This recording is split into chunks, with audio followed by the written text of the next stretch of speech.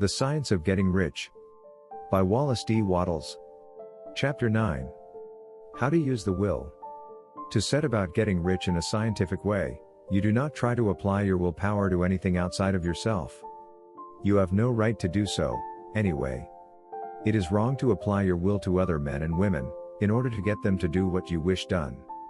It is as flagrantly wrong to coerce people by mental power as it is to coerce them by physical power. If compelling people by physical force to do things for you reduces them to slavery, compelling them by mental means accomplishes exactly the same thing. The only difference is in methods. If taking things from people by physical force is robbery, then taking things by mental force is robbery also. There is no difference in principle. You have no right to use your willpower upon another person, even for his own good, for you do not know what is for his good. The science of getting rich does not require you to apply power or force to any other person, in any way whatsoever. There is not the slightest necessity for doing so. Indeed, any attempt to use your will upon others will only tend to defeat your purpose. You do not need to apply your will to things, in order to compel them to come to you. That would simply be trying to coerce God, and would be foolish and useless, as well as irreverent. You do not have to compel God to give you good things, any more than you have to use your willpower to make the sun rise. You do not have to use your willpower to conquer an unfriendly deity, or to make stubborn and rebellious forces do your bidding. Substance is friendly to you, and is more anxious to give you what you want than you are to get it. To get rich, you need only to use your willpower upon yourself. When you know what to think and do, then you must use your will to compel yourself to think and do the right things. That is the legitimate use of the will in getting what you want, to use it in holding yourself to the right course. Use your will to keep yourself thinking and acting in a certain way. Do not try to project your will, or your thoughts, or your mind out into space, to act on things, or people. Keep your mind at home, it can accomplish more there than elsewhere. Use your mind to form a mental image of what you want, and to hold that vision with faith and purpose, and use your will to keep your mind working in the right way. The more steady and continuous your faith and purpose, the more rapidly you will get rich, because you will make only positive impressions upon substance, and you will not neutralize or offset them by negative impressions. The picture of your desires, held with faith and purpose, is taken up by the formless, and permeates it to great distances, throughout the universe, for all I know. As this impression spreads, all things are set moving toward its realization, every living thing, every inanimate thing, and the things yet uncreated, are stirred toward bringing into being that which you want. All force begins to be exerted in that direction, all things begin to move toward you. The minds of people, everywhere, are influenced toward doing the things necessary to the fulfilling of your desires, and they work for you, unconsciously. But you can check all this by starting a negative impression in the formless substance. Doubt or unbelief is as certain to start a movement away from you, as faith and purpose are to start one toward you. It is by not understanding this, that most people who try to make use of mental science in getting rich, make their failure.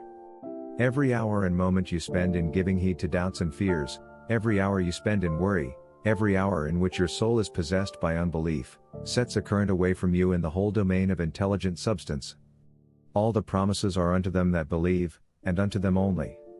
Notice how insistent Jesus was upon this point of belief, and now you know the reason why.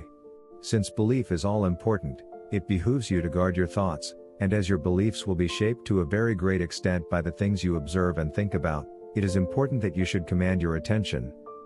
And here the will comes into use, for it is by your will that you determine upon what things your attention shall be fixed. If you want to become rich, you must not make a study of poverty. Things are not brought into being by thinking about their opposites.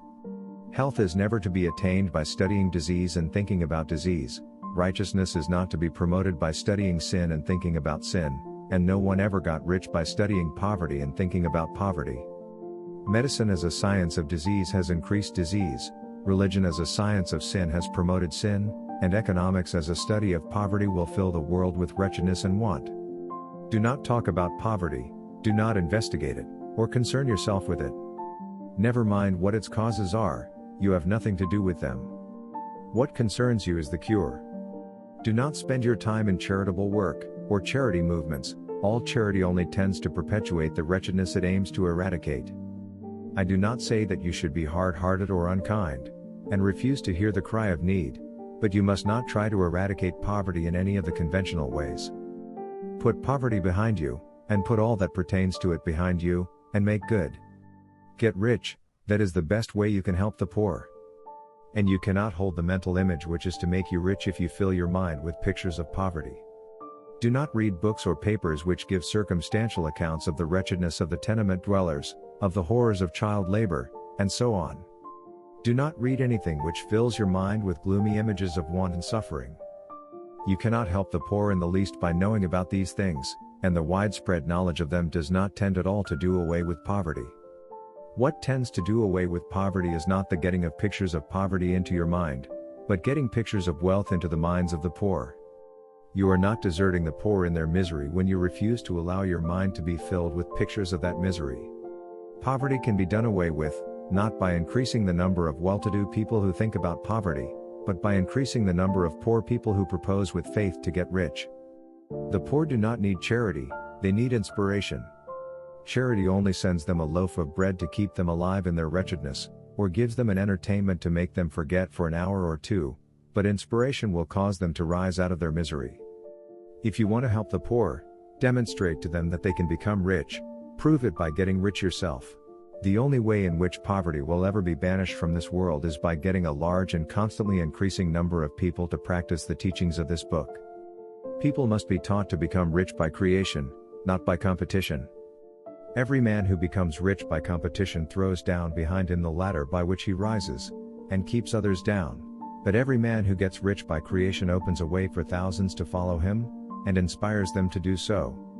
You are not showing hardness of heart or an unfeeling disposition when you refuse to pity poverty, see poverty, read about poverty, or think or talk about it, or to listen to those who do talk about it. Use your willpower to keep your mind off the subject of poverty, and to keep it fixed with faith and purpose on the vision of what you want.